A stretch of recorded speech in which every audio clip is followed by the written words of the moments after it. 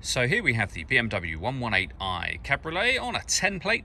I'm going to start off by showing you around the outside of the car, and then we'll hop in and run through some controls on the inside. But from the outside you can see it's a two-door car with alloy wheels. Let's start off inside the boot and then work our way around the rest of it from there.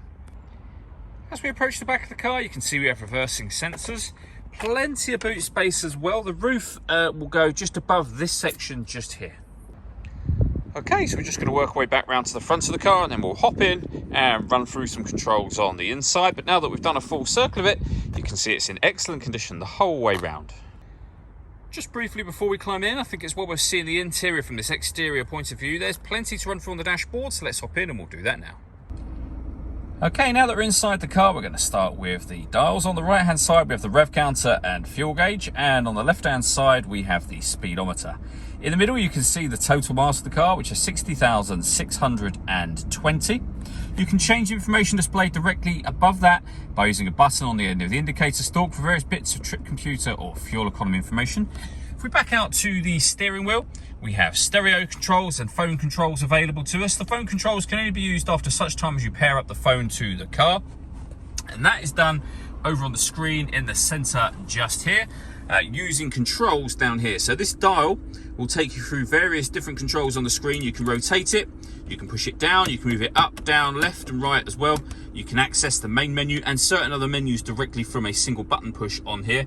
Otherwise the dial, as I say, will rotate to any of these things. So for example, if you want to listen to the radio, you can do, and you can see there we have AM and FM radio. We can go back to the main menu. We can access our own music from here. So we've got a CD player. External devices simply means extra bits you can plug in. So for example, we have auxiliary input and USB input available on there as well. And then we have the satellite navigation. Really nice clear color display, very easy system to use. Working our way down from that, we have the dual zone climate control, so you can adjust the passenger and driver temperature. You can increase and decrease the fan speed. You can determine what direction you'd like the air to be distributed in over here. And then when you're happy with those settings, your air conditioning is off or back on again. And then you can press auto if you wish to. The car will now take control of the fan speed and the direction of the air to maintain the temperature you've asked for. You can override that at any time you wish to. With the volume for the main stereo and the CD player, of course, just there. These buttons will operate the roof, which I'll come back to in a moment. You can turn off the stop and start. This car is designed to cut out when it's stationary in traffic to save you fuel. That system is turned off. We then have a 6-speed manual gearbox.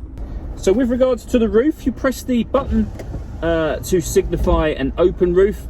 You'll notice all of the windows will go down simultaneously, and then the roof operation will begin with the tailgate section folding upwards so that the roof can fold down into that section.